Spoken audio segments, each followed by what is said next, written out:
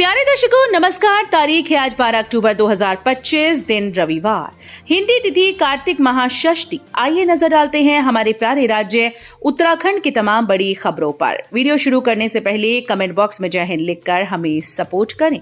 तो चलिए शुरू करते हैं। ठोस नीतियों से पर्यटन को मिला बढ़ावा, 3 साल में 23.46 करोड़ पहुंचा पर्यटकों का आंकड़ा।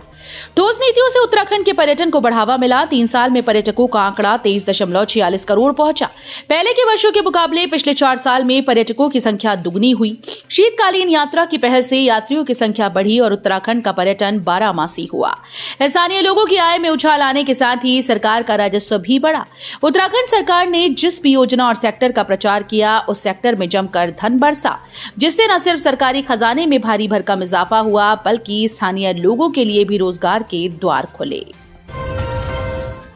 UKSSSC की परीक्षा रद्द, आयोग की रिपोर्ट के बाद सरकार का बड़ा फैसला, 3 माह में दोबारा होगी।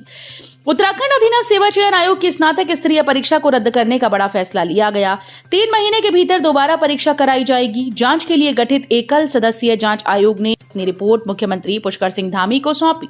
आयोग ने 21 सितंबर को प्रदेश में स्नातक स्तरीय परीक्षा कराई थी, जिसमें करीब 1,05,000 अभ्यर्थी शामिल हुए। UKSSSC ने भर्ती परीक्षा को निरस्त करने के आदेश जारी कर दिए। आयोग की ओर से कहा गया कि अन्य परीक्षाओं पर इसका कोई फर्क नहीं पड़ेगा।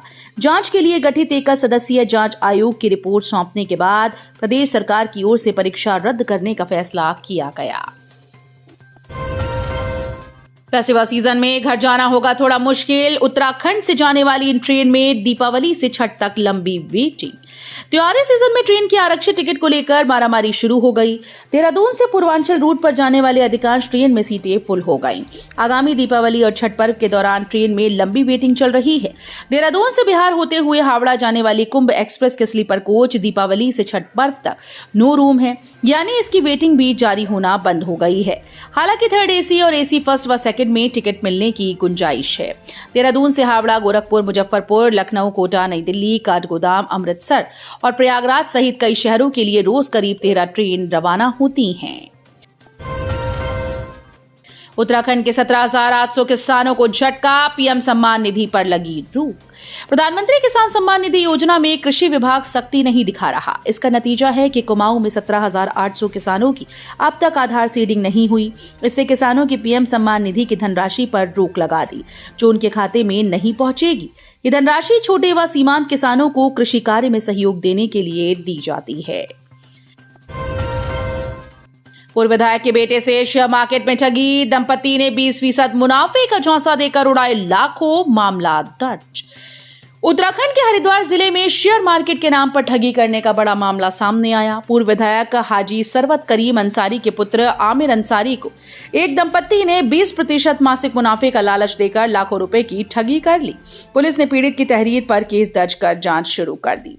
पूर्व विधायक के बेटे आमिर अंसारी ने बताया कि मार्च-अप्रैल 2025 में आरोपी अमित कुमार गौतम निवासी ग्राम खेड़की, थाना पुरकाजी, मुजफ्फरनगर और उनकी पत्नी वंदना उनके कार्यालय आए थे। दोनों ने खुद को शेयर मार्केट में निवेश विशेषज्ञ बताते हुए कहा कि उनकी एक प्राइवेट कंपनी लिमिटेड है, जिसका मुख्यालय सराय रोज ज्वालापुर हरिद्वार में है। आरोपी दंपति लग्जरी कारों में घूमते थे और महंगे तोहफे देकर निवेशकों को प्रभावित करते थे। धनतेरस व दीपावली पर राजधानी दून में चाक चौबंद रहेगी सुरक्षा, ड्रोन से होगी निगरानी। त्योहारों के सीजन में भीड़ भाड़ बढ़ने के कारण अपराधी भी सक्रिय हो जाते हैं। अपराधी आमजन के साथ साथ ज्वेलर्स, बैंक व ATM को टारगेट करते हैं। इस बात को ध्यान में रखते हुए पुलिस विभाग ने सुरक्षा व्यवस्था को और भी सख्त कर दिया। धनतेरस, दीपावली, भाई दूज के अवसर पर होने वाली भीड़, बाजारों की रौनक और खरीदारी के बढ़ते चलन के चलते संभावित सुरक्षा खतरों को देखते हुए पुलिस ने व्यापक इंतजाम किए हैं। हाईकोर्ट ने काबिड पार्क के पूर्व निदेशक पर मुकदमे की अनुमति पर मांगा जवाब, 28 को सुनवाई। काबिड टाइगर रिजर्व के पूर्व निदेशक राहुल के खिलाफ मुकदमा चलाने की अनुमति से जुड़े मामले में उत्तराखंड उच्च न्यायालय ने CBI और राज्य सरकार से जवाब मांगा। यह आदेश न्यायमूर्ति आशीष नैथानी की एकल पीठ ने सुनवाई के दौरान दिया। अगली सुनवाई 28 अक्टूबर को होगी। पूर्व निदेशक राहुल ने हाईकोर्ट में याचिका दायर की थी। उन्होंने कहा था कि कालागढ़ टाइगर रिजर्व के पाखरो क्षेत्र में शासन की अनुमति के बिना निर्माण कार्य और पेड़ों की कटाई के मामले की जांच CBI कर रही थी। ऋषिकेश में सामूहिक नमाज पर बवाल, हिंदू संगठनों ने किया जमकर हंगामा। उत्तराखंड के ऋषिकेश में सामूहिक नमाज पढ़ी जा रही थी। मौके पर हिंदूवादी संगठनों ने जमकर हंगामा किया। बजरंग दल और राष्ट्रीय हिंदू शक्ति संगठन का आरोप है कि बाहरी लोगों के द्वारा राज्य में सामूहिक नमाज पढ़ी जा रही है। कहा कि अकेले घर या दुकान में नमाज पढ़ने से उन्हें कोई आपत्ति नहीं है। ऋषिकेश में काले की ढाल और सब्जी मंडी में हंगामा हुआ। दरअसल ऋषिकेश में काले की ढाल और सब्जी मंडी में दो अलग अलग दुकानों पर सामूहिक नमाज पढ़ी जा रही थी। मामले की जानकारी पर मौके पर हिंदूवादी संगठन के लोग पहुंच गए। बजरंग दल और राष्ट्रीय हिंदू शक्ति संगठन ने सामूहिक नमाज का विरोध किया। आरोप है कि बाहर से लोग आकर सामूहिक तौर पर नमाज पढ़ रहे हैं। हिंदू संगठनों ने जमकर हंगामा किया। 11 को होगी मुख्यमंत्री मेधावी छात्र प्रोत्साहन छात्रवृत्ति परीक्षा। 93,577 परीक्षार्थी होंगे शामिल। प्रदेश में पूर्व में स्थगित मुख्यमंत्री मेधावी छात्र प्रोत्साहन छात्रवृत्ति परीक्षा अब 11 अक्टूबर को होगी। SCERT के अपर निदेशक परमेंद्र सकलानी के मुताबिक 347 केंद्रों में 93,577 परीक्षार्थी परीक्षा देंगे। उत्तराखंड में गर्भवती महिला के लिए देवदूत बनी हेली सेवा, बचाई जान।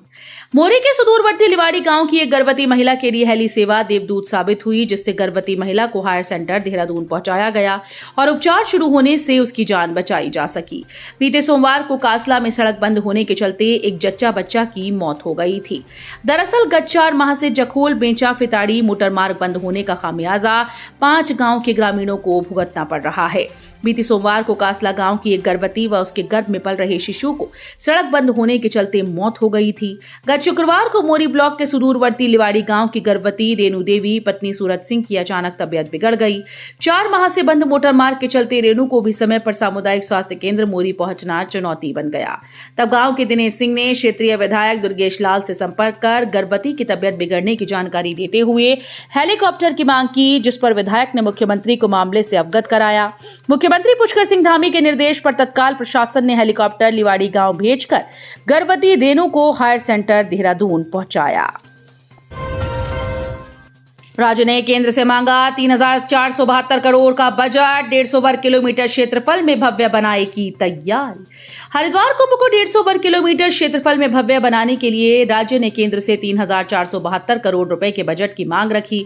इस बार कुंभ में जनवरी से अप्रैल के बीच 17 से 21 करोड़ श्रद्धालुओं के पहुंचने का अनुमान जताया है। 2021 के कुंभ के दौरान कोविड के बावजूद 66.25 लाख श्रद्धालु 4 शाही स्नान पर पहुंचे थे।